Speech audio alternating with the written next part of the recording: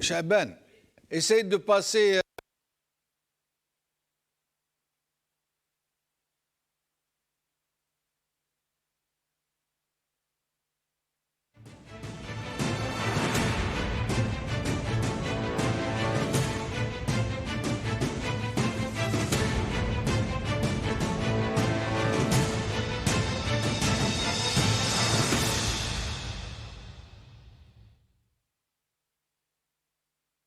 Salam alaikum, Azul, bonsoir.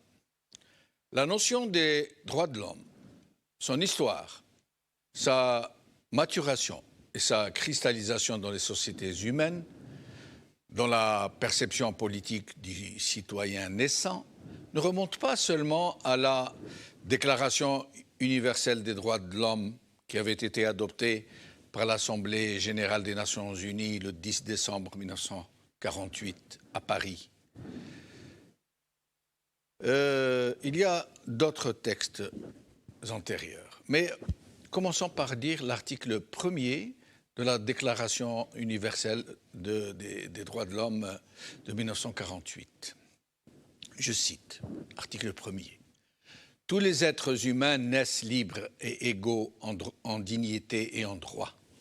Ils sont doués de raison et de conscience et doivent agir les uns envers les autres dans un esprit de fraternité. Fin de citation. Avant donc cette Déclaration universelle de 1948, il y a eu la Déclaration française des droits de l'homme et du citoyen de 1789. Mais avant même la Déclaration d'indépendance américaine et la Déclaration française des droits de l'homme, et qui les a très certainement inspirées toutes les deux, les citoyens de la Virginie, en Amérique du Nord, avaient rédigé et adopté ce texte majeur et très méconnu, dit la Déclaration des droits de Virginie, en 1776. En 1776.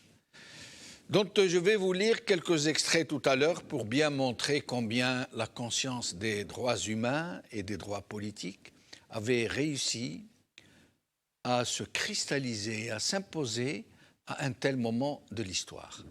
Mais avant, rappelons les autres textes fondateurs de cette notion des droits humains, du moins quelques-uns parmi eux. Rappelons aussi donc le Bill of Rights du 13 février 1689, à la fin des guerres civiles du XVIIe siècle en Angleterre. Un texte catalyseur du système parlementaire et un fondement du droit constitutionnel. C'est dans ce texte que le peuple est qualifié pour la première fois de souverain, le peuple souverain. Un titre qui n'appartenait jusque-là qu'au monarque. Et c'est ce texte qui énonce le principe suivant, je cite, « L'autorité royale n'a pas force de loi. La loi est au-dessus du roi. » Fin de citation.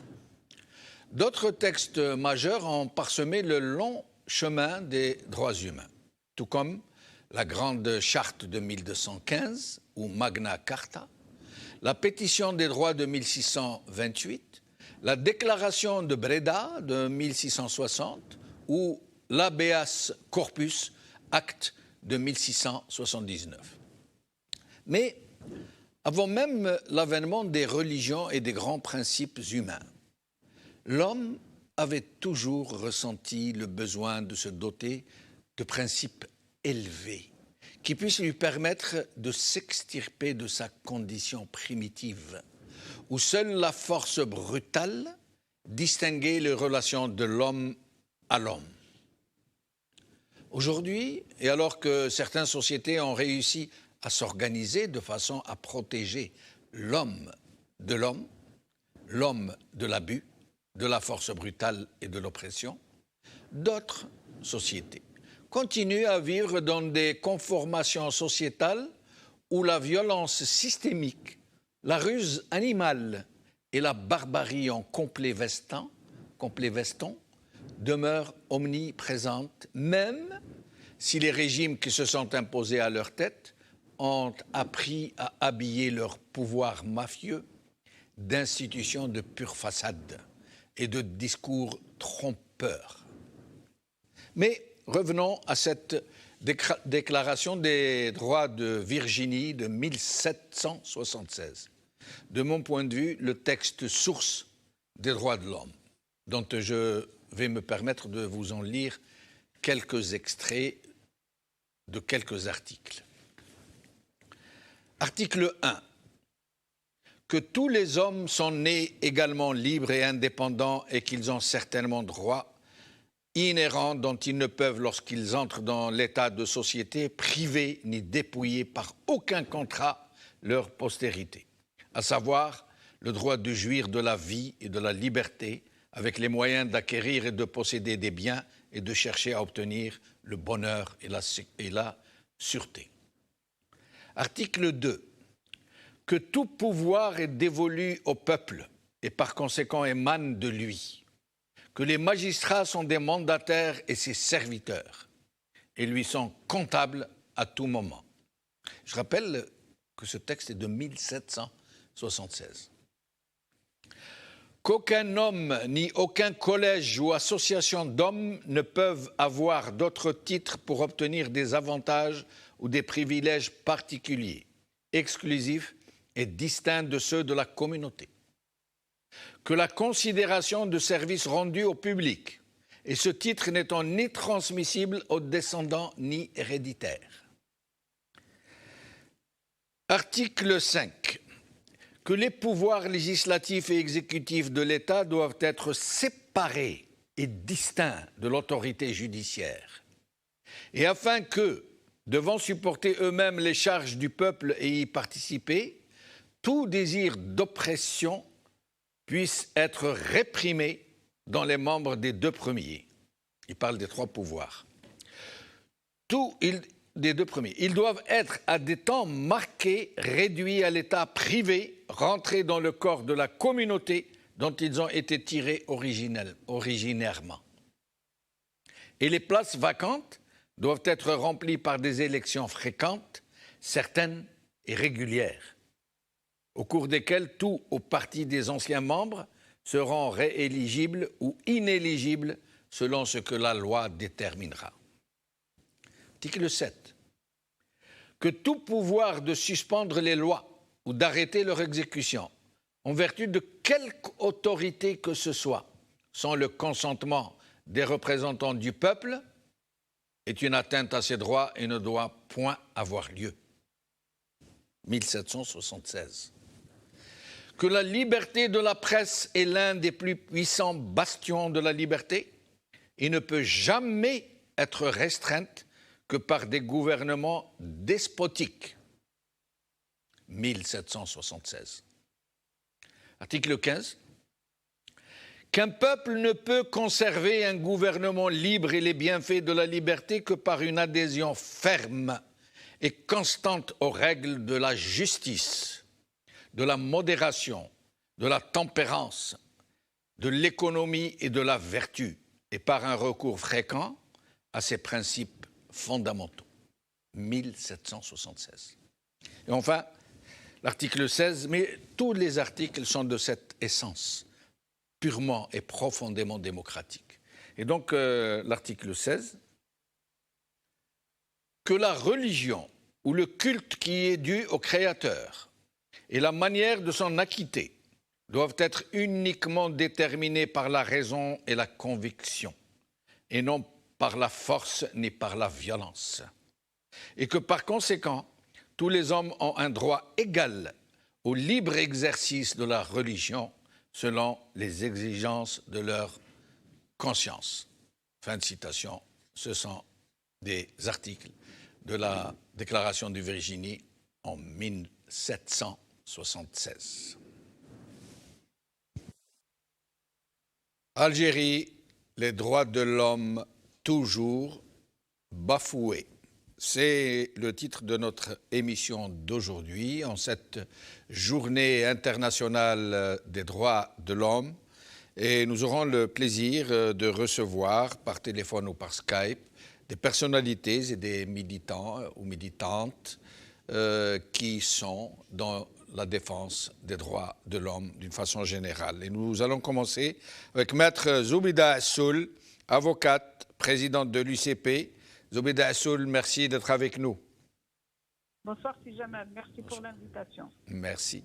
Alors, en cette journée de commémoration des droits de l'homme, l'Algérie est parmi les derniers pays à respecter les droits de l'homme, pourtant consacrés, pour lesquels elle a pourtant signé des conventions internationales et des traités qui figurent dans sa constitution, qui figurent dans ses lois, mais qui sont pourtant toujours bafoués. Zoubida Assoul.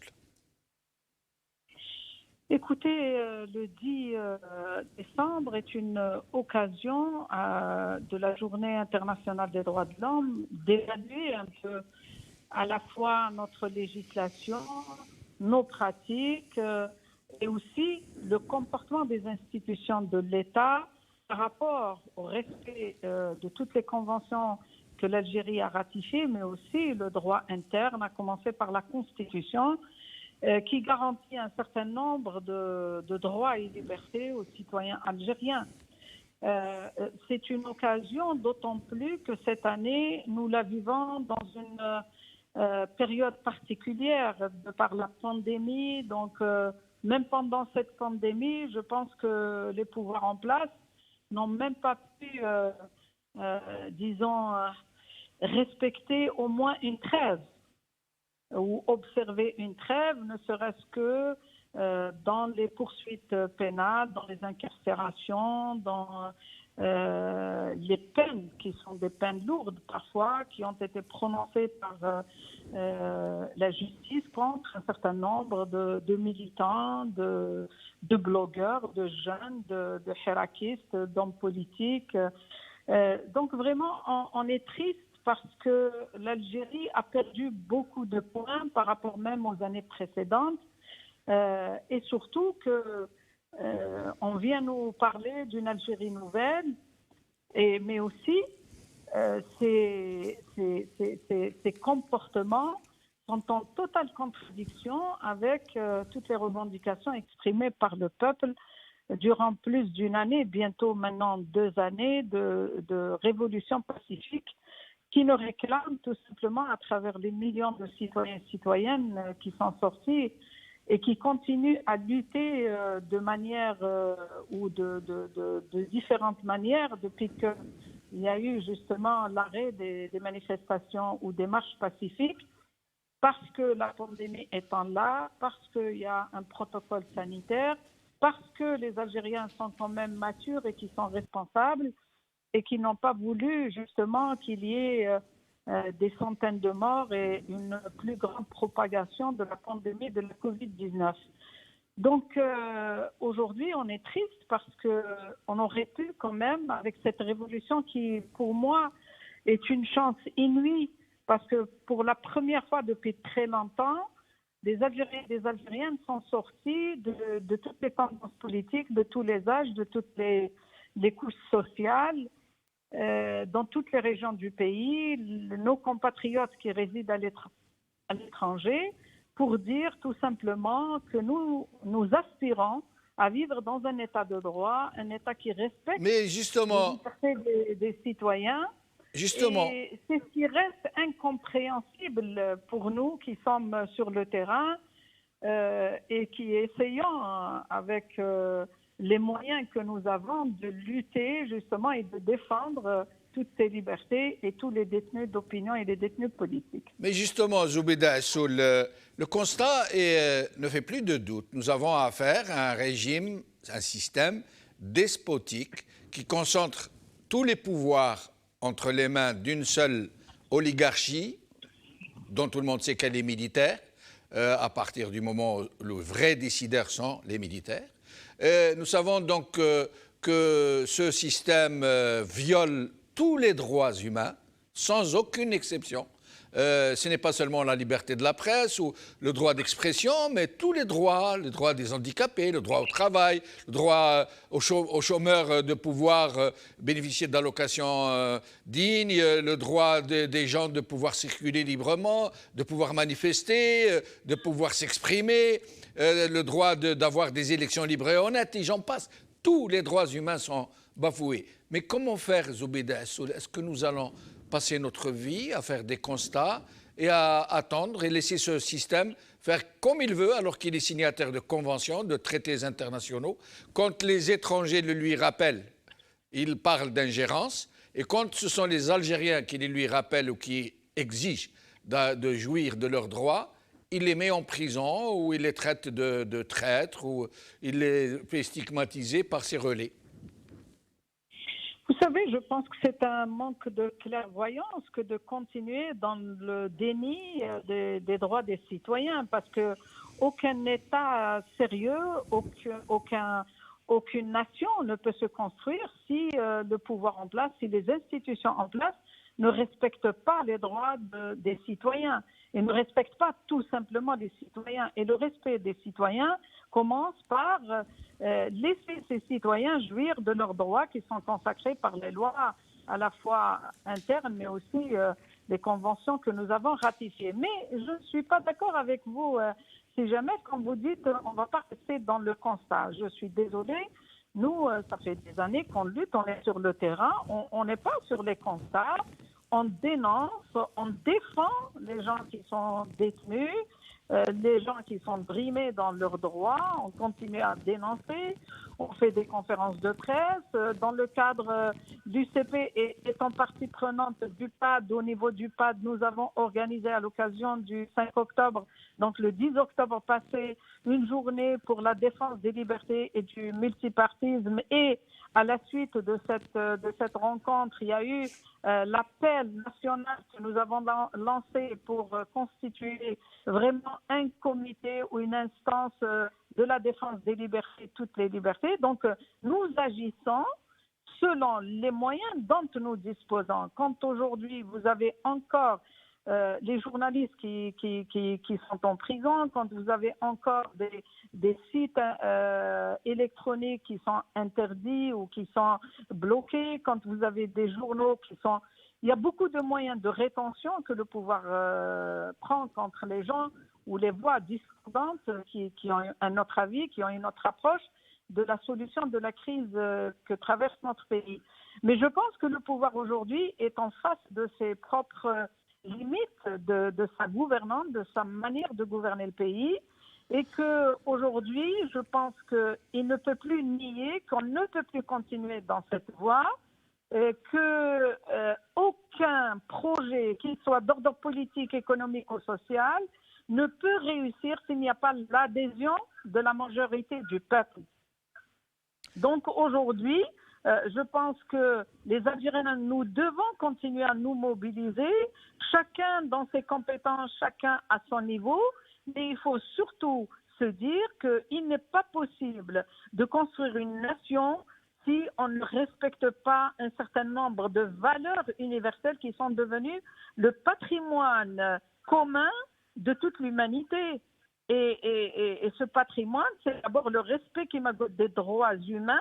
Et le respect des droits humains commence, comme vous l'avez si bien dit dans votre éditorial, c'est d'abord le droit à la vie. La vie est sacrée par la religion, par toutes les religions, mais elle est sacrée aussi par le droit. Le droit à l'intégrité physique et morale. On n'a pas le droit de traiter des Algériens parce qu'ils ne pensent pas comme le pouvoir de traître ou d'être à la solde de puissances étrangères.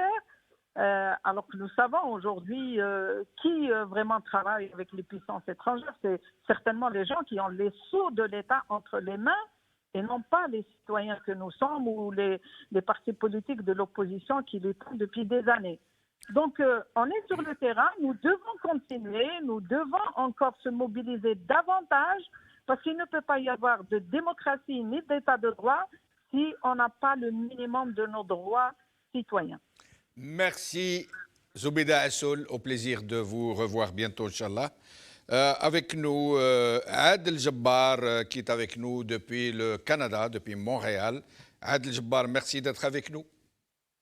Merci beaucoup pour l'invitation. Un salut à vos invités et à notre peuple en Algérie et à l'étranger. Alors, les constats sont toujours les mêmes chaque année.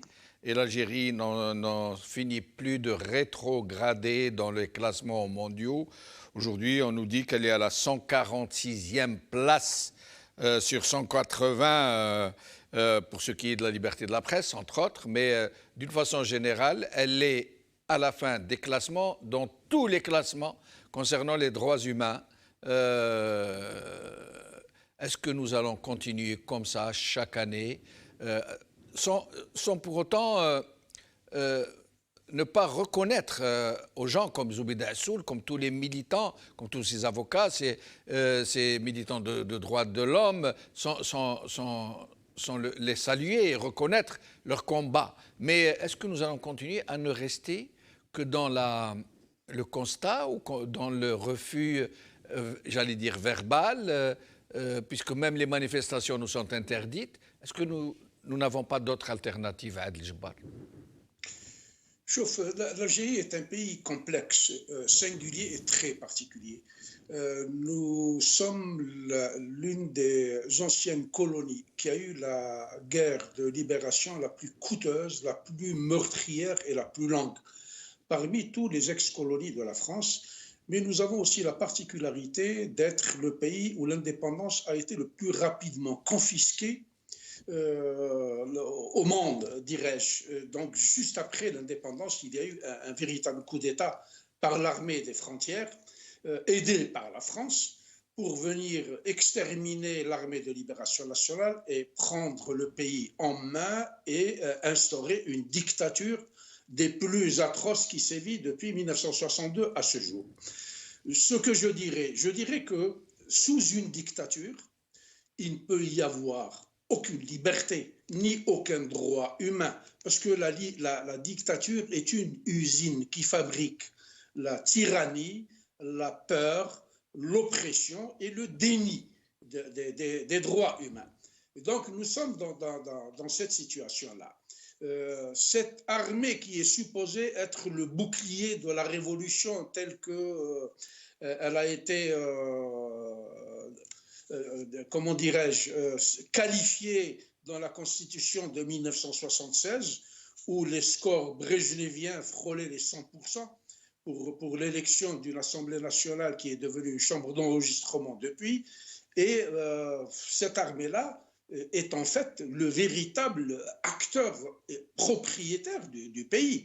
Et donc, pour étayer mon propos, je poserai une question à cette hiérarchie militaire pour leur dire pourquoi parmi les 800 généraux qui existent dans cette hiérarchie militaire, il n'y a eu aucun qui a dénoncé les démissions forcées de 2 ex-présidents de la République, entre guillemets, et de l'assassinat d'un autre. Donc cette armée-là a une vision tout à fait particulière de l'Algérie et de son peuple. Elle fait de l'Algérie, qu'elle a conquis par la force de la mitraillette en 62, une propriété privée qu'elle ne veut pas diviser avec les gens. En 1992, il y a eu une tentative d'émancipation du peuple, elle a été brimée dans le sang et on a eu les résultats que tout le monde connaît. 250 000 de morts, 25 000 disparus, 800 000 orphelins et veuves, des centaines de milliards de destruction de l'industrie et du patrimoine immobilier et industriel de l'Algérie, des milliers ou des centaines de milliers d'Algériens exilés, et ça continue. Malheureusement, 22 février est venu comme étant une véritable salvation, un coup d'État salvateur pour le peuple de se libérer. Malheureusement, encore une fois, cette oligarchie militaire est restée sourde aux revendications du peuple. Maintenant, restez avec nous, Adel Jabbar, puisque vous êtes avec nous jusqu'à la fin de l'émission, et je reviendrai à chaque fois vers vous. Alors, est-ce que Saïd Salhi est avec nous? Oui, bonsoir. Bonsoir. Saïd Salhi, vice-président de la Ligue algérienne de défense des droits de l'homme. Merci d'avoir accepté notre invitation. Bonsoir, merci à vous aussi. Merci pour l'invitation. Merci. Alors, est-ce que vous avez rendu un rapport dans votre Ligue cette année pour 2020? Oui. Alors, quels en sont les principaux constats? Oui, bon, à l'occasion de la Journée mondiale des droits humains, aujourd'hui même, nous avons rendu un rapport donc annuel de la situation des droits humains. Il s'agit bien évidemment d'un rapport exhaustif et nous avons essayé de faire le point sur la situation des droits de manière générale, tout en faisant des focus sur les cas les plus emblématiques, notamment en termes de violation des droits humains. Nous avons touché un peu donc à tous les droits, notamment les droits civils et politiques, les droits économiques et sociaux, les droits culturels. Nous avons fait un focus sur une situation bien particulière, notamment celle de cette année 2020, qui a été aussi particulière pour le peuple algérien, doublement marquée par deux événements à la limite, je dirais, douloureux, notamment la maladie, donc la pandémie Covid-19 qui a un peu changé toutes les donnes. Voilà, à partir pratiquement du début de l'année, à partir du mois de février, le Hirak, à partir du mois de mars, a décidé de manière volontaire, responsable de faire une trêve, sinon de geler les marches pacifiques. Mais parallèlement à ça aussi, il y avait la poursuite de la répression. La poursuite de la répression, pire encore, le pouvoir en place a profité de cette pandémie justement pour attenter. Justement, je cite un extrait de votre rapport. Le pouvoir politique a profité de la crise et des mesures de confinement et de restriction en raison de la pandémie de la Covid-19 pour procéder à des arrestations ciblées des activistes pensant ainsi briser le Hirak. Tout à fait, c'est ce qui s'est passé. Le mois de mars, le Hirak était en confinement, les activistes étaient confinés, alors que le pouvoir a profité justement de la situation pour les chercher dans leur domicile. Il faut rappeler le contexte. Les gens qui ont été arrêtés depuis le début du confinement, ils ont été cherchés dans leur domicile, ils ont été arrêtés ils ont été poursuivis sous des chefs d'inculpation infondés, fallacieux, avec donc des poursuites parfois avec des chefs d'inculpation arbitraires, farfelus. Nous avons noté même dans le rapport, vous allez voir en annexe, les 8 chefs d'inculpation qui ont été évoqués contre la quasi-majorité des activistes. Ces chefs d'inculpation n'ont rien à voir avec la réalité, parce qu'il faut rappeler le contexte. Les gens, ils ont été cherchés chez eux pour leur opinion. La majorité des activistes qui ont été arrêtés, nous avons noté, vous avez même la liste en annexe, nous avons 95 détenus d'opinion. Ces détenus, dans leur majorité, ils ont été arrêtés pour leur opinion, pour avoir exprimé des opinions, notamment sur les réseaux sociaux. Pour vous dire aujourd'hui qu'il s'agit d'abord des détenus d'opinion, et puis il s'agit aujourd'hui, bien sûr, d'une atteinte à un droit, des droits fondamentaux qui est le droit à l'opinion. Et le droit à l'opinion, notamment le droit à l'expression, ne doit pas être confiné. Nous avons bien noté, bien sûr, par rapport à la situation sanitaire, bien sûr, cette nécessité de restreindre certaines libertés, notamment la liberté de circulation, la liberté de manifestation, à la limite par rapport à la situation pour éviter la contamination. De toute façon, le Hirak lui-même l'a fait. C'est le Hirak qui a décidé en premier, justement, le confinement, mais cela ne doit pas être utilisé pour justement confiner les droits de l'homme, notamment les droits fondamentaux, notamment essentiellement le droit à l'expression et le droit à l'opinion. Malheureusement, c'est ce qui s'est fait, et plus que ça, le pouvoir a profité même de faire de nouvelles lois et d'amender le nouveau code pénal pour ajouter un tour de vie supplémentaire sur les libertés, pour restreindre encore plus justement les libertés d'expression, les libertés justement de manifestation, d'opinion. Et vous avez pour preuve aujourd'hui des journalistes qui sont en prison alors que le délit d'opinion et le délit de presse a été abrogé par la Constitution de 2016. Voilà, donc nous avons d'ailleurs dans le rapport évoqué beaucoup de cas, notamment le cas de journalistes, Al-Drani, Zrilech, Abdesami, beaucoup de journalistes, vous avez la liste. Nous avons évoqué le cas des détentions arbitraires qui ont vraiment marqué cette année, le cas aussi de manquement au respect de normes de procès équitables. On a eu des procès scandaleux le long de l'année 2020, des procès que nous avons suivis, que ce soit le procès de l'Alami avec un harcèlement judiciaire avéré, le procès de Tabou, le procès de beaucoup d'activistes. Pourtant, les messieurs ou monsieur droits de l'homme côté régime, ceux qui ont des associations de droits de l'homme institutionnalisées, j'allais dire, officialisées, qui sont les voix de leurs maîtres, sont en train de nous dire qu'il n'y a pas de détention arbitraire, la prison préventive, c'est pas vrai, c'est faux. Pour répondre à la résolution du Parlement européen, il n'y a pas d'abus, tout se passe bien. Vous savez, les faits, ils sont là, ils sont têtus. Les faits, ils sont là, ils sont têtus. Nous avons des cas, voilà, documentés, avec des noms, avec des dates, avec des faits. Voilà, je vous donne des cas qui sont en prison depuis maintenant 1 année sans procès. Cela, ça ne peut pas s'appeler autre chose que justement une violation grave d'un droit fondamental qui est justement le droit d'abord à la présomption d'innocence et le droit aussi, bien sûr, au droit du justiciable. La détention provisoire qui devait être l'exception est devenue chez nous une règle. Aujourd'hui, vous pouvez vous retrouver en prison justement à n'importe quel moment. Alors que aujourd'hui, justement, la prison devait être une exception. D'autant plus que, je vais vous dire autre chose, d'autant plus que la majorité, sinon tous les activistes, ils se sont mis au service de la justice. Ils ont montré leur disponibilité au service de la justice. Il y a même des détenus qui ont été mis en prison. Ils ont été rappelés, ils se sont présentés devant la justice. Donc aujourd'hui, il n'y a aucune raison de mettre les gens en prison. Il n'y a aucune raison justement d'emprisonner des gens pour des opinions.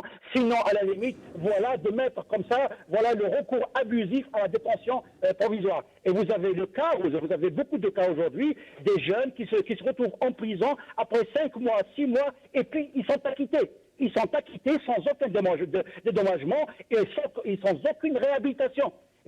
C'est comme ce garçon de Khenchla qui a été condamné à 10 ans de prison et 1 milliard d'amende et qui se retrouve en recours 1 an de prison avec sursis, je crois, si je ne m'abuse. Oui, d'autres cas encore, pire qu'ils ont fait 6 mois, 7 mois de prison et en deuxième instance, ils sont carrément acquittés. Ils sont acquittés et quelques jours après, on les remet en prison. Je vous donne le cas de Samir Benarbi. Il a été acquitté dans une affaire et on le poursuit quelques mois après avec les mêmes chefs d'occupation et on le remet en prison. Et aujourd'hui, c'est beaucoup de cas, beaucoup d'actifs qui se retrouvent, voilà, dans des procès interminables. C'est ce qui s'appelle, voilà, du harcèlement judiciaire.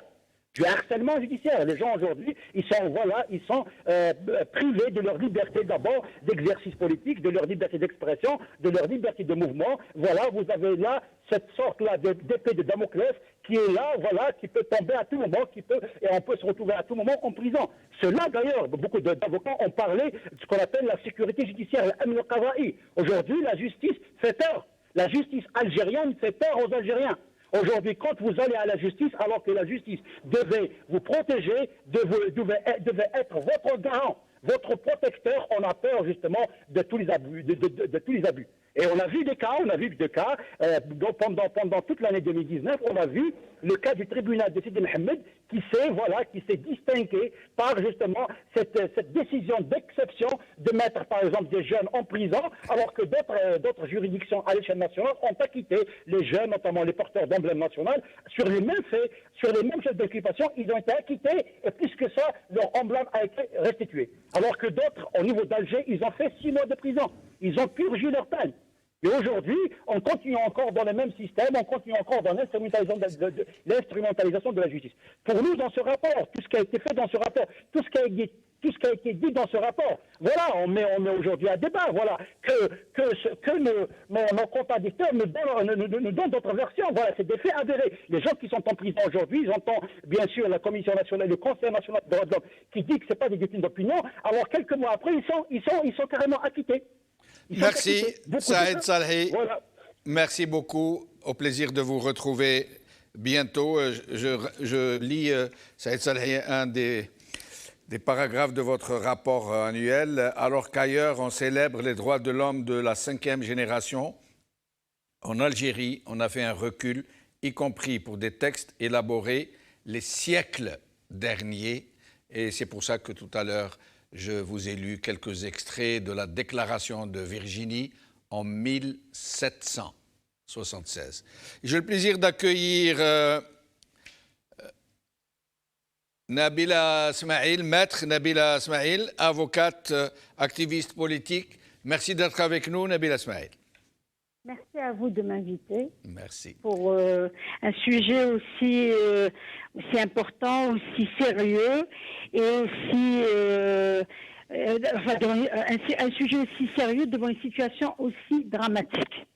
Mais Nabila Smaïl, vous, l'avocate très engagée, qui passait pour être l'une des avocates les plus en avant dans la défense des hirakistes, dans la défense des opprimés par ce régime, quel sentiment éprouvez-vous devant l'obstination d'un tel régime qui n'est même pas capable de respecter les principes généraux des droits de l'homme tels qu'énoncés il y a des siècles, par exemple, comme par cette déclaration de Virginie, qui semble avoir été créée hier seulement, et ce régime qui continue de se donner des dehors de république, d'institutions, de droits de l'homme. Il se dote même d'organisations qui dépendent de lui, de droits de l'homme, de défense des droits de l'homme. À un certain moment, pendant les années 90, il avait même créé, en plein carnage des populations, un ministère des droits de l'homme, pour vous dire. Quels sentiments sont les vôtres devant une telle catastrophe? D'abord, j'ai beaucoup de peine de ne pas être présente dans tous les procès, parce qu'en réalité, je ne suis pas si plus engagée que les autres. Et il y a lieu de signaler que ce pouvoir illégitime, ce pouvoir totalitaire, ce pouvoir despotique, a tout fait pour presque épuiser les avocats par cet acharnement judiciaire, par cette multitude de procès qui sont programmés pratiquement à la même occasion, dans le même calendrier, à des endroits différents. Et là, ça me désole de ne pas pouvoir couvrir tout ça parce qu'il est quasiment impossible de le faire. Maintenant, ce qu'il faut souligner, c'est pas uniquement mettre tout le temps le doigt sur ce que fait le pouvoir. Moi, je voudrais surtout lancer un appel pour dire que la question des droits de l'homme n'est pas uniquement le problème ou le souci des juristes ou des avocats. C'est le souci de tout le monde. Ça devrait être une question primordiale pour tout Algérien, parce que la citoyenneté doit se mériter. Quand vous voulez faire basculer les choses, il faudra que vous, déjà, commenciez à connaître vos droits. Il faudra que vous connaissiez vos droits pour obliger celui qui vous gouverne à les respecter. Nous, beaucoup de personnes ont été en prison, beaucoup de personnes ont été interpellées sans savoir que la façon avec laquelle ils ont été interpellés est illégale. Sans savoir que ce qui se passe, on interpelle des jeunes dans la rue, on les met en garde à vue et puis on cherche dans leur portable une raison de les incriminer et de leur monter une affaire. Donc l'interpellation en elle-même, qui n'obéit à aucune procédure légale, est en elle-même une cause de nullité de toute la procédure. Et il y a lieu aussi de signaler qu'on ne peut pas rêver d'un pays qui respecte les droits de l'homme tant qu'on n'a pas libéré les magistrats. Parce que tant que le système judiciaire tel qu'il est fait, tel qu'il est contrôlé par le pouvoir exécutif, on ne peut pas imposer le respect des droits de l'homme si les magistrats ne se mêlent pas à cette question en faisant tout pour se libérer. Parce qu'il n'y a aucune raison que l'exécutif dicte au pouvoir judiciaire de telles procédures. Je tiens à vous donner un simple exemple. Mardi passé, nous avons assisté au procès en appel de Fodel Boumala. Alors, le procès en appel de Fodel Boumala au niveau de la cour d'Alger, le procureur Fodel Boumala avait eu un jugement de relax. Il a été relaxé par le tribunal de Dardeda après 6 mois de détention arbitraire. Le procureur fait appel, il vient en audience, tout en but, il requiert 2 ans. 2 ans de prison ferme. Pas de réquisitoire, pas de plaidoirie, absolument rien. Il vient, il distribue cette peine, il demande à ce qu'on annule le jugement de relax et qu'on le condamne à 2 ans. À 2 ans ferme pour atteinte à l'unité nationale. Ça, je n'ai pas le sentiment d'être dans un pays, dans le pays de nos rêves.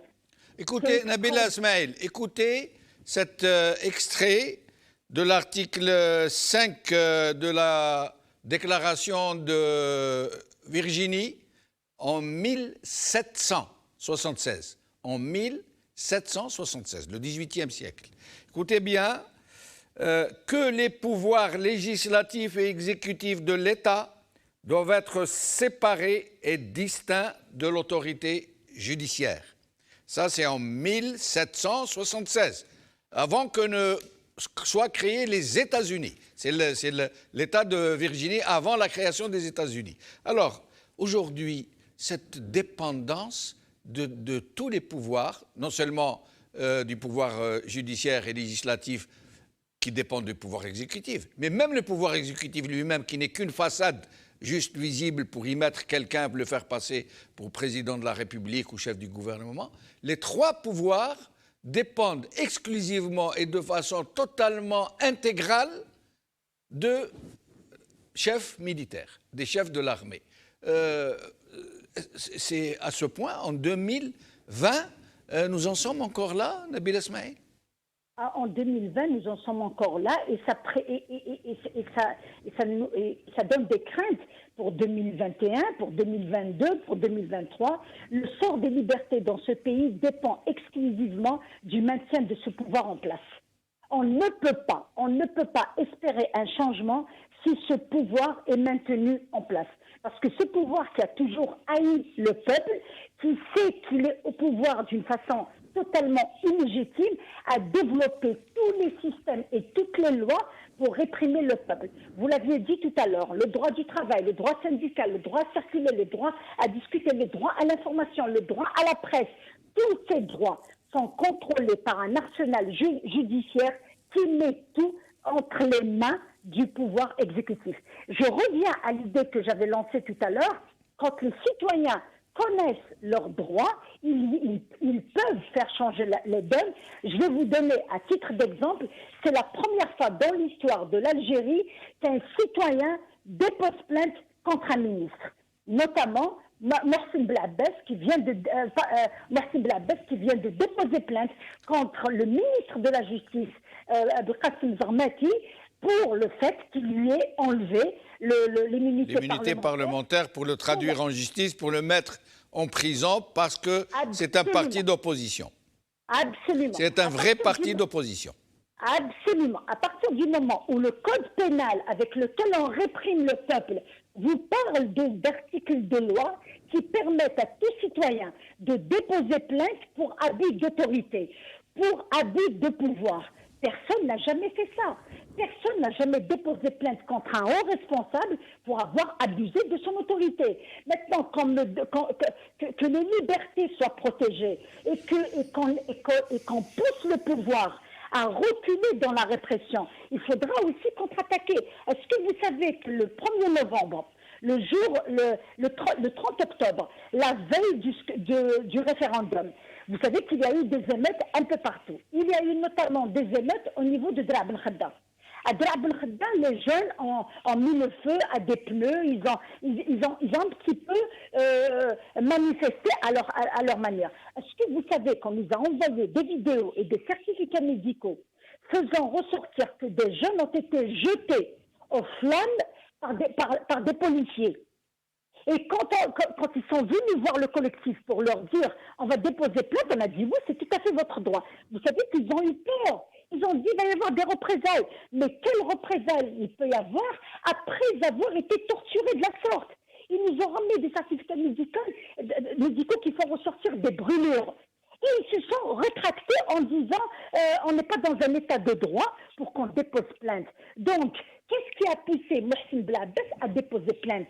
C'est son sentiment d'avoir un droit à protéger. Donc, il faudra que les citoyens commencent à... Oui, mais il porte plainte, Nabila Esmaïl, il porte plainte dans un système judiciaire qui est complètement acquis au régime, qui en fait ce qu'il veut, des magistrats qui travaillent à l'injonction, au téléphone. Donc, il le fait peut-être pour le principe et c'est très bien, mais le résultat est connu d'avance. C'est pour ça que moi, personnellement, ainsi que beaucoup d'autres confrères, comme Maître Zahi, beaucoup de confrères du collectif, sont en train de réfléchir sur une façon d'adopter la politique des procès de rupture. On ne peut plus continuer à cautionner des décisions ou une justice aux ordres. Parce que quand vous allez rester jusqu'à 2 heures du matin, quand il y a 40 avocats qui plaident, alors que la décision a été donnée par téléphone, on ne peut plus faire partie d'un scénario préparé à l'avance. Justement, je vous remercie de m'avoir amené à cette question que je voulais vous poser. Pourquoi, justement, tous les avocats honnêtes, intègres, engagés, et ils sont nombreux, les journalistes intègres, honnêtes et engagés, ils sont nombreux. Même les juges intègres et honnêtes, ils sont nombreux. Pourquoi est-ce que dans la société civile, au sein de ces acteurs de la vie publique et qui sont contre le régime et qui font... Pourquoi ne vont-ils pas dans le même sens et ne trouvent-ils pas des initiatives, des actions à engager pour faire face de façon vraiment concrète, sans pour autant rentrer dans le jeu du système qui ne demande que ça. Vous attaquez en justice, vous faites appel, finalement vous restez dans sa sphère. Pourquoi, par exemple, que les avocats ne décideraient pas massivement de ne plus plaider, que les journalistes décident de ne plus faire d'articles, que les autres corps, les grands corps sociaux, agissent de même, chacun à sa façon. Pourquoi ? Parce que malheureusement, nous ne sommes pas objectifs dans nos idées ni dans nos propositions. Le côté subjectif et sentimental l'emporte sur tout.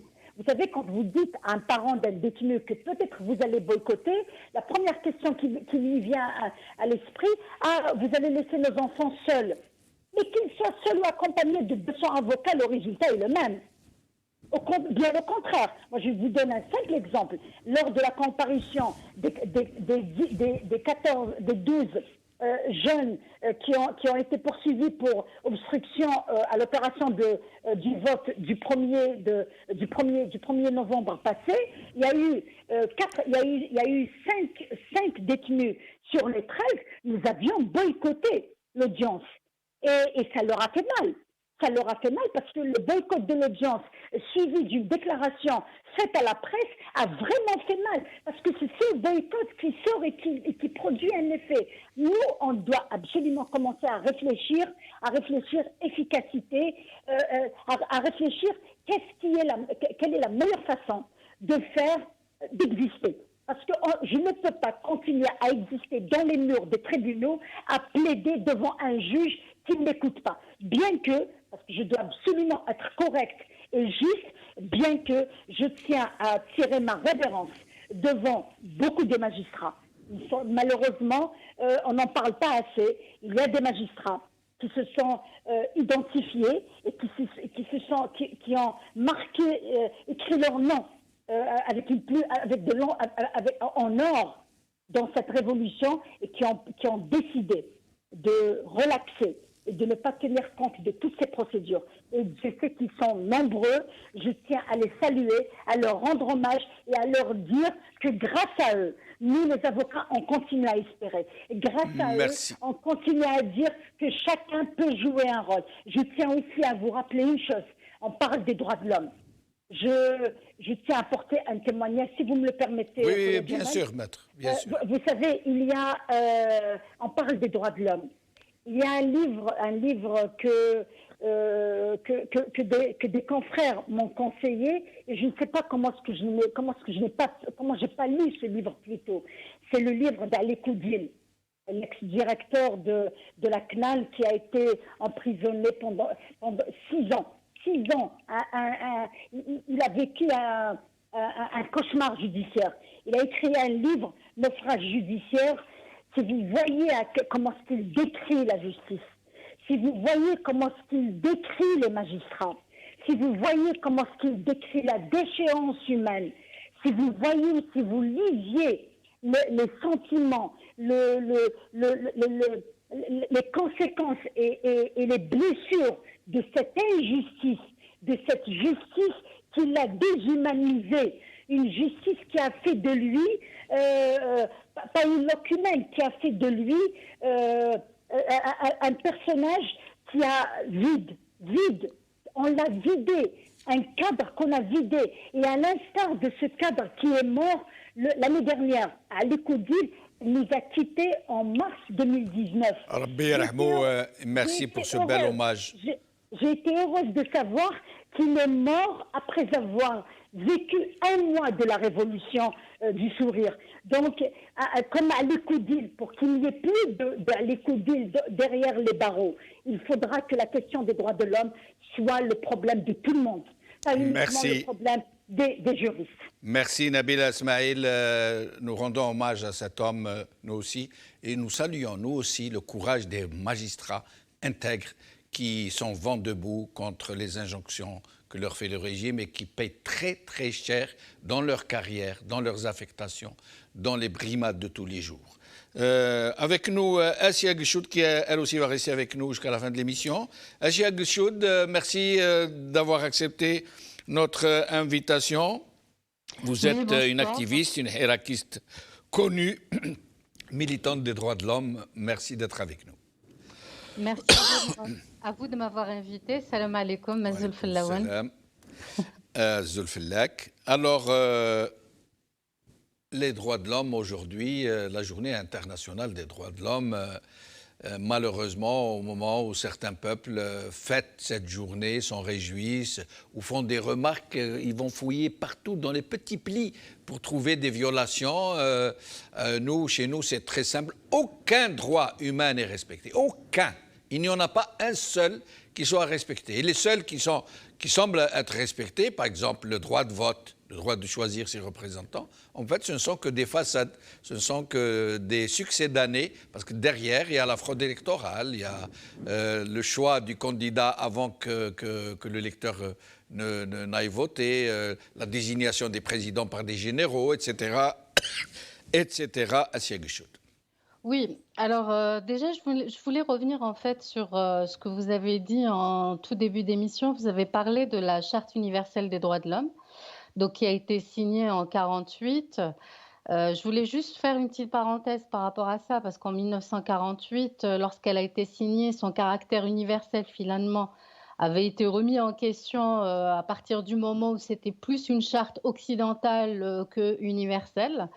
Parce qu'à cette époque-là, comme vous le savez, il y avait de nombreuses colonies, notamment en Algérie, où les droits de l'homme étaient totalement piétinés.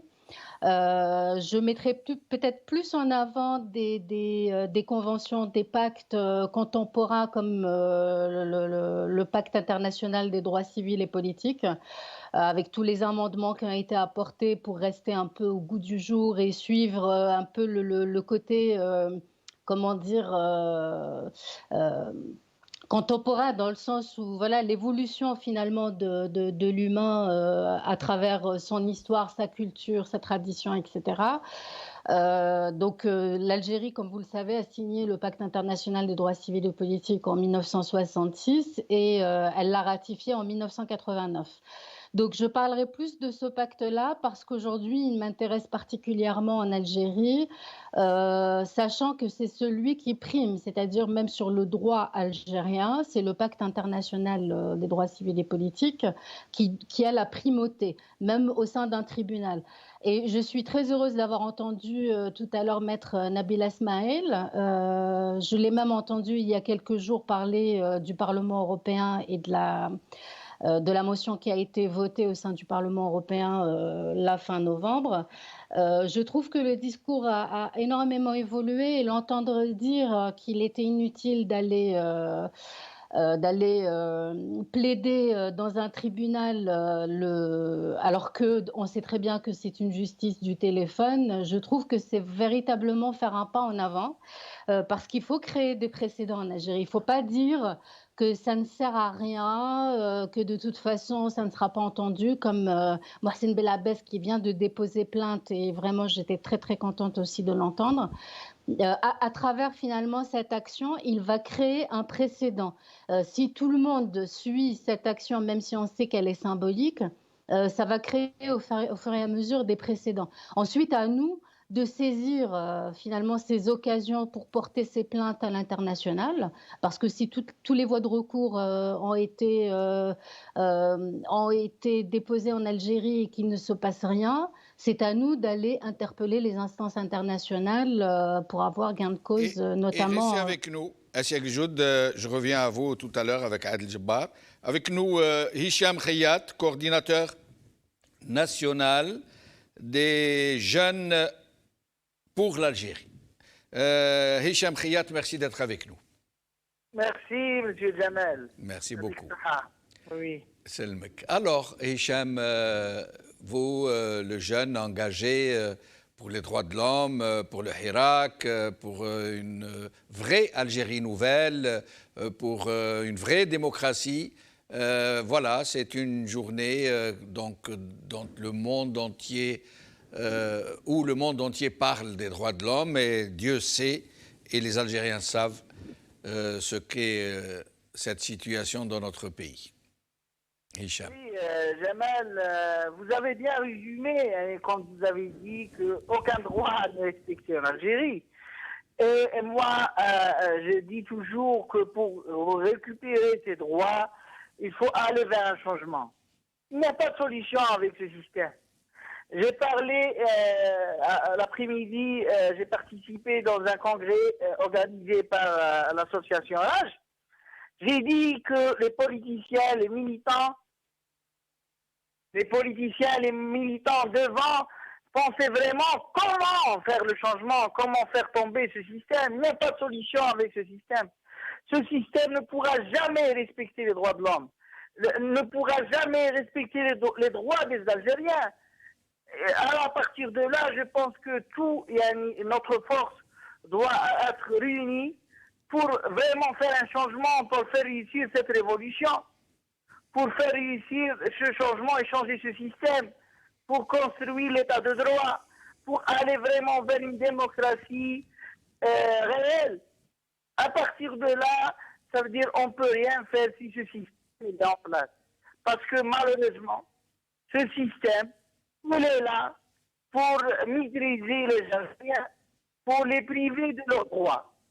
À partir de là, comme j'ai toujours dit, que le seul espoir pour cette Algérie, c'est cette révolution populaire, c'est cette révolution des jeunes dans les wilayas, c'est cette volonté de vraiment aller vers un changement radical, pacifique de ce système dictateur.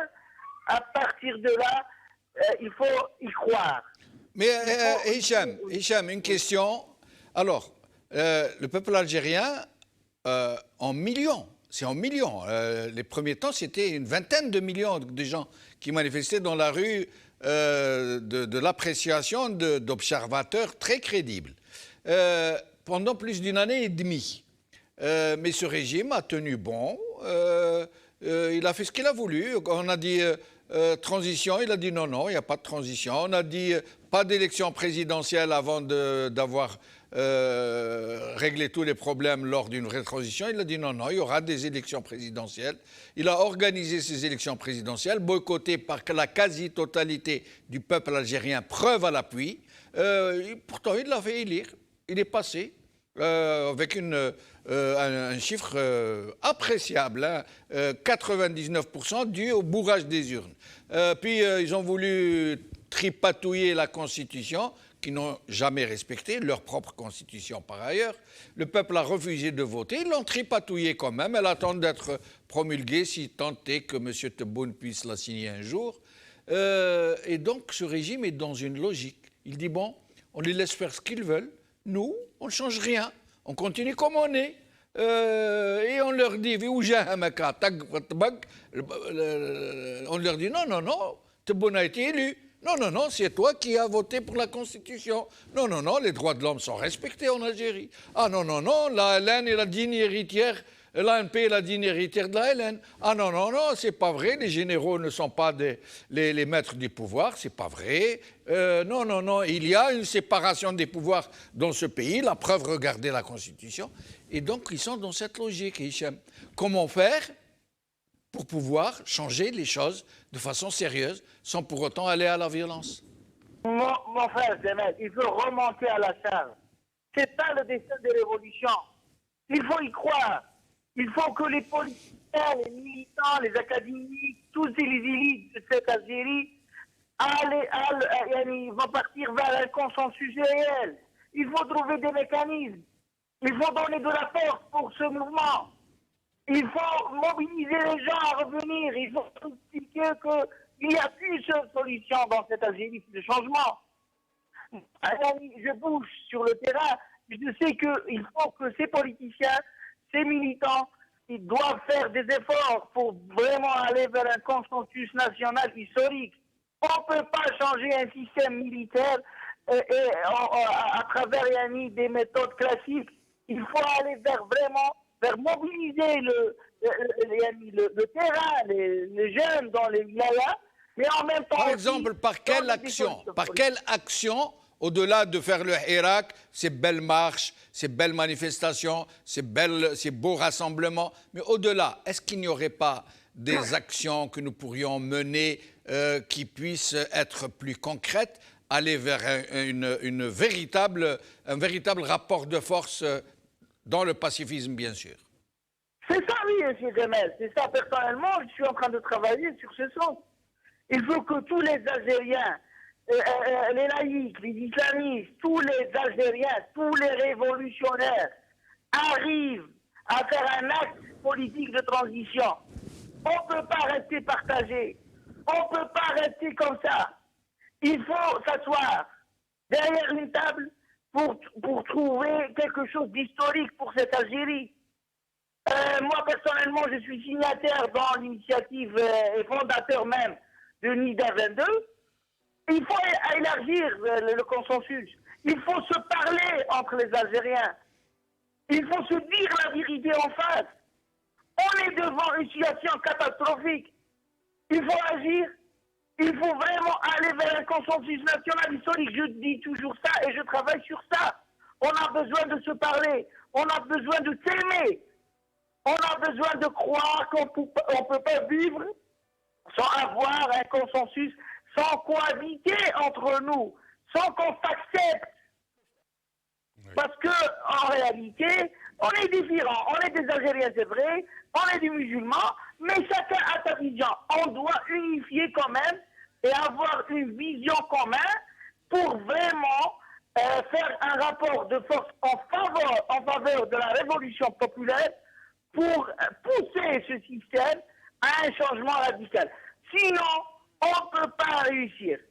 Moi, j'ai de l'espoir. Merci. Parce que les jeunes croient à cette révolution et on va libérer l'Algérie, libérer l'indépendance et récupérer nos droits, Inch'Allah. Merci, Hicham, pour cette belle espérance, pour ce courage, pour ce militantisme. Merci beaucoup. Au plaisir de vous retrouver. Et nous allons retrouver Adel Jabbar et Assia Guchoud. Nous allons échanger un petit peu.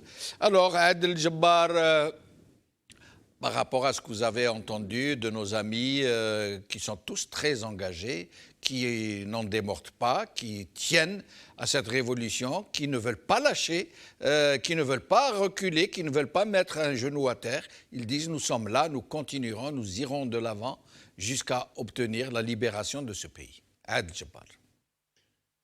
Je suis du même avis qu'eux. Je partage pleinement cette espérance, cet espoir et cette quête de liberté et de lutte. Moi, ce que je dirais, c'est qu'il faut cesser et sortir de l'indignation des faibles. Parce qu'aujourd'hui, le fait de se plaindre comme ça, de gémir comme ça, en face d'un monstre, ça n'avance pas plus les gens à conquérir leur indépendance et de leur liberté. Donc, ce que je recommande personnellement, c'est de sortir de ce statut de l'indignation des faibles et rentrer dans une logique de rupture radicale avec ce régime illégitime et cette dictature militaire. Autrement dit, de façon plus claire. Des actions plus claires. J'ai entendu Maître Nabil Asmaïl dire que nous envisageons de rompre et de ne plus défendre.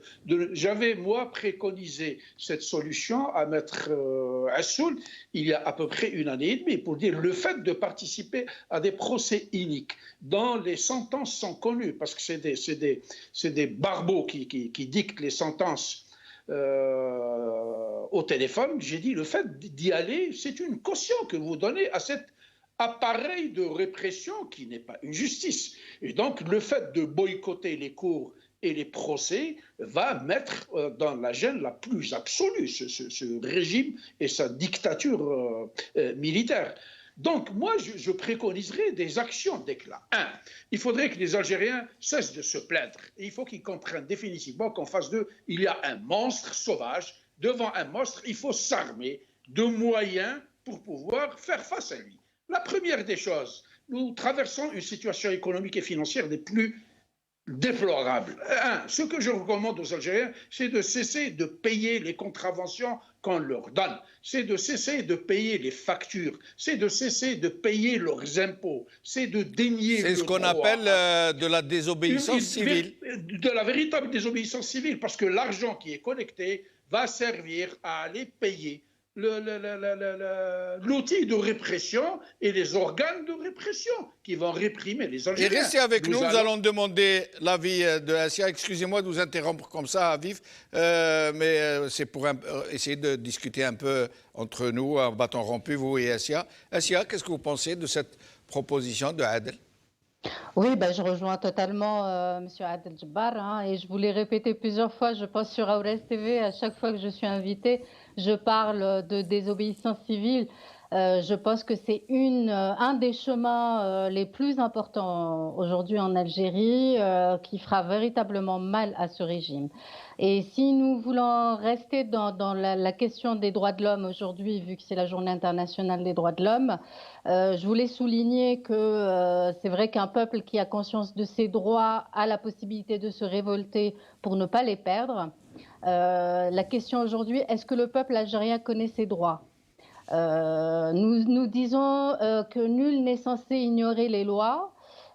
Donc les avocats ne les ignorent pas, ça c'est certain, mais les Algériens en grande majorité les ignorent, ils ne savent pas, ils n'ont pas été éduqués à leurs droits, que ce soit à travers l'école, parce qu'on le voit nous qui vivons à l'extérieur.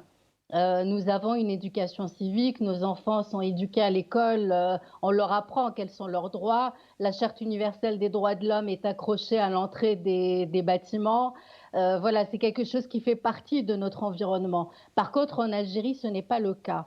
Donc, il faut former déjà le peuple à ses droits, l'informer, et ça peut être le rôle des avocats, des différentes associations, des ONG, des droits de l'homme, etc. Enfin, quelles que soient les ONG, elles doivent vraiment accomplir ce rôle pour que le peuple puisse finalement s'approprier ses droits et avoir la possibilité de se révolter pour les garder.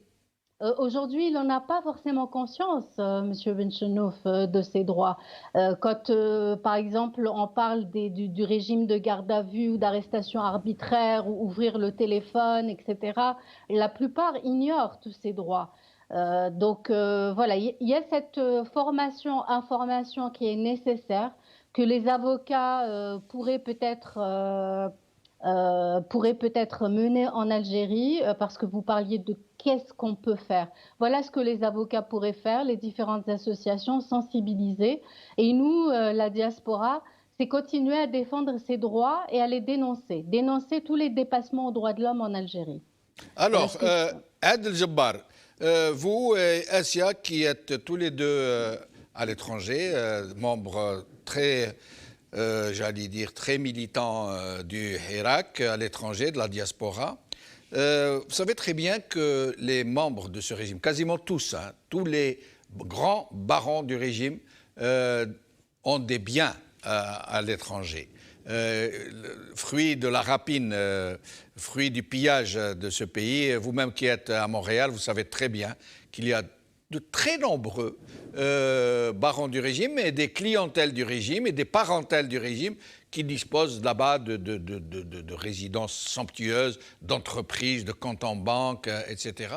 Pourquoi est-ce que la diaspora, ou du moins les plus grands militants de la diaspora, les plus actifs, ne font-ils rien pour essayer justement de faire mal là où ça fait mal? Ça veut dire d'attaquer ces gens à l'étranger, de divulguer leurs possessions, le fruit de leur rapine, de semer la clameur dans les pays respectifs où ils résident pour essayer de les contraindre à négocier vraiment avec le peuple algérien. Oui, mais ceux qui sont à l'étranger, en majorité en France, ne sont pas ceux qui sont actuellement au pouvoir. L'enjeu vital pour l'Algérie de se libérer est en Algérie. Nous avons un pouvoir militaire irréductible et nous avons un peuple qui est en quête de savoir. Maintenant, aller s'attaquer au bien d'un parent, d'un cacique du régime ou d'un général qui aurait acheté un appartement, ça ne nous emmènerait pas trop loin en termes de liberté.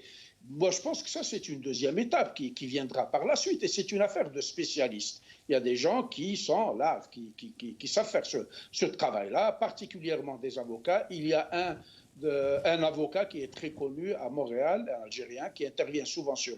Alors voilà, ce qui fait un travail remarquable pour dénoncer et pour porter plainte au niveau des instances internationales. Je reviendrai sur ce que disait Mme Keshout. Le fait d'enseigner le droit aux Algériens ne les avance pas pour autant dans leur quête de liberté. Les Algériens connaissent pas le droit, pas le droit, leur droit.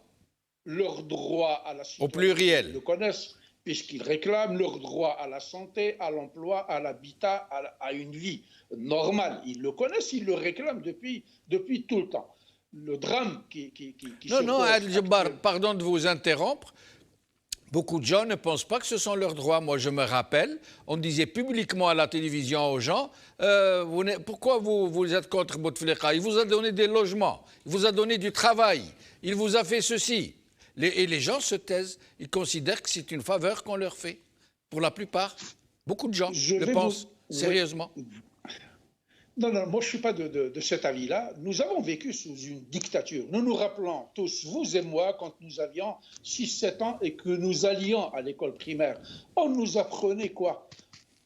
Outre le fait qu'on nous apprenait à lire et à écrire, on nous apprenait l'obéissance. Dans une dictature atroce comme celle qui prévaut en Algérie depuis 1962, on a tétanisé un peuple, on l'a soumis à l'obéissance aveugle. Mais dans leur petit coin, dans leur café, dans leur maison, les Algériens se plaignent, ils dénoncent ce régime-là, ils dénoncent cette situation-là. Personne n'est heureux, personne ne se tait. C'est ça qui a conduit à l'explosion du 22 février 2019. C'est une accumulation terrible de grosses frustrations qui ont emmené les Algériens à exploser de cette manière-là, de façon pacifique. Donc, si vous avez habitué des gens à obéir au doigt et à la règle, pendant 60 ans, vous avez instillé en eux la peur et la répression, parce que je vous dis, la dictature est une usine qui produit la peur, la tyrannie fait de même. Donc ce n'est pas du tout facile aujourd'hui de dire aux Algériens, regardez, le Hirak ne sort plus aujourd'hui sous prétexte que la Covid est là. Je suis particulièrement d'accord avec eux, mais on peut quand même faire d'autres types de résistance, comme j'en ai cité tout à l'heure. Parce que sortir vendredi et samedi et retourner travailler pour la dictature dimanche et toute la semaine ne nous emmènera pas très loin. La dictature a peur d'une chose, c'est qu'en face d'elle, il y ait une force qui soit capable de la déstabiliser. Quand nous sortions par millions dans les rues, qu'est-ce qui s'était passé? Il y a eu beaucoup de recul. Ils ont commencé à chasser ceux qui leur paraissaient être les têtes de Hirak. Mais ils ont vu que le fait de ramasser ces gens-là n'a pas outre mesure freiné l'ardeur des Algériens à réclamer leur liberté. Donc moi, ce que je réclame, ce que je demande, j'implore notre peuple en Algérie à se remobiliser, parce que la situation de 2021 va être terrible sur le plan social, sur le plan économique et sur le plan politique. Justement, je vous poserai une dernière question sur ça à la fin. Assia Guichoud, commentaire? Oui, bien sûr, j'ai un commentaire parce que moi, je reste persuadée que la sensibilisation du peuple algérien est importante. Il ne faut pas nier le fait que ce soit un territoire très vaste qui ne s'arrête pas à la capitale ni aux grandes villes, c'est-à-dire que tout le monde n'a pas accès à l'information de la même manière. J'ai constaté il y a quelque temps, suite à une petite campagne vraiment modeste de sensibilisation que nous avons menée sur les réseaux sociaux, il y a eu vraiment un écho très favorable et nous nous sommes rendus compte que la plupart des personnes ne connaissaient pas leurs droits les plus fondamentaux, hein, qu'il faut absolument qu'ils aient accès à cette connaissance. Donc, moi, je ne suis pas d'accord avec M. Adel Jabbar, avec tout le respect que je lui dois, mais je pense que vraiment cette campagne de sensibilisation est importante. Il faut la mener vivement et bien sûr, ça peut être le rôle des avocats, des associations, des ONG, etc. Et vous savez ce qui fait peur à ce régime? Oui. C'est le savoir. Le savoir. C'est que le peuple sache, il s'éveille, qu'il connaisse, qu'il lise. Regardez, tous les livres ne sont pas accessibles en Algérie, tout le savoir ne l'est pas. Aujourd'hui, la presse, elle est bridée. Ils viennent encore de sortir un décret qui va la brider encore plus. Donc, ce qui fait peur à ce régime, c'est que le peuple puisse accéder au savoir, connaître ses droits.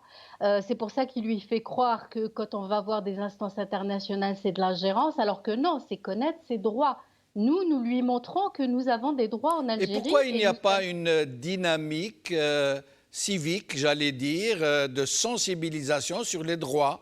Par exemple, des émissions sur les réseaux sociaux. Aujourd'hui, nous allons parler de la séparation des pouvoirs. Demain, nous allons parler du pouvoir législatif et après du pouvoir exécutif. Et pourquoi il y a séparation?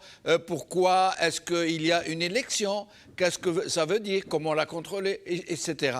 Pourquoi il n'y aurait pas des initiatives de ce genre, des initiatives citoyennes, surtout que maintenant nous avons des réseaux sociaux à travers lesquels nous pouvons les exprimer? Ben, il y en a, mais pas assez. Bon, Aures TV peut être aussi un biais, hein. Oui, Il peut y avoir vrai. des émissions spécialisées justement pour pouvoir informer finalement les Algériens de leurs droits, de qu'est-ce que c'est qu'une constitution, pourquoi, connaître son histoire aussi. Juste Arf Tarir, vous voyez, juste connaître son histoire, pourquoi nous sommes arrivés quand je disais tout à l'heure, quand le régime a tout fait pour construire une Algérie depuis 62, pour que le savoir ne soit pas accessible, ça c'est quelque chose, c'est une stratégie qui a été montée depuis 62. Donc on peut totalement en parler, en faire des émissions, en faire aussi sur les réseaux sociaux, des vidéos, etc. Oui. Voilà, donc il y a des personnes qui nous écoutent aujourd'hui et qui peuvent s'approprier ce projet finalement, chacun à son niveau en fonction de ses compétences et le faire, pourquoi pas. Ben, c'est très bien. Alors, dernier tour de micro, 2 minutes chacun, s'il vous plaît, à peu près. Adel Jabbar, vous parliez tout à l'heure donc justement de l'année 2021 qui va être terrible et 2022 encore pire.